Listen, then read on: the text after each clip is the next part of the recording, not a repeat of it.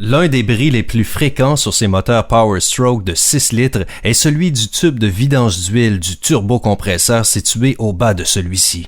La rouille en est la principale cause. Donc, qu'il y ait ou non une fuite d'huile, si vous faites une réparation sur le turbocompresseur et que vous devez enlever le tube de vidange, l'idéal est de toujours installer un tube de vidange neuf. Comme vous le verrez, le tube est monté sous le turbocompresseur et est simplement fixé en place par 2 joints toriques. Ici, on ne voit que l'assemblage complet. Jetons un coup d'œil au moteur sur un support et voyons ensemble la procédure d'installation appropriée. On a ici un moteur sur un support et on voit que le turbocompresseur est déjà enlevé. On a donc une vue un peu plus claire du tube situé ici.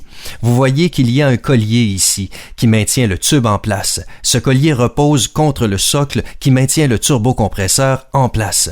Je le répète encore une fois, lorsqu'on installe un tube neuf, il est très important de l'installer correctement.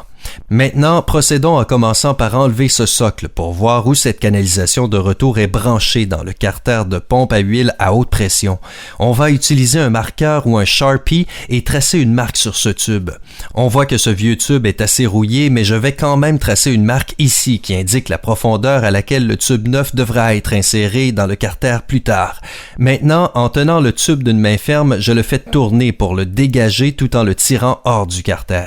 Une fois que le tube est enlevé, on met le tube neuf à côté du vieux tube afin de reproduire cette marque ici qui nous indique la profondeur à respecter. Une fois que la marque est faite, il faut lubrifier ces joints toriques avec un peu d'huile moteur fraîche. Une fois notre marque tracée et les joints toriques lubrifiés, il faut insérer délicatement ce tube dans le carter. Comme vous le voyez, j'applique un léger mouvement de rotation. Une fois que le tube est en place, il faut réinstaller le support de montage du turbocompresseur en place. On peut encore voir de ce côté l'endroit où la marque a été tracée. Il suffit donc d'aligner ces marques, de boutonner le support de montage, puis de réinstaller le turbocompresseur. Nous espérons que vous comprenez maintenant les avantages d'utiliser la bonne procédure de remplacement de ce tube de vidange d'huile du turbocompresseur.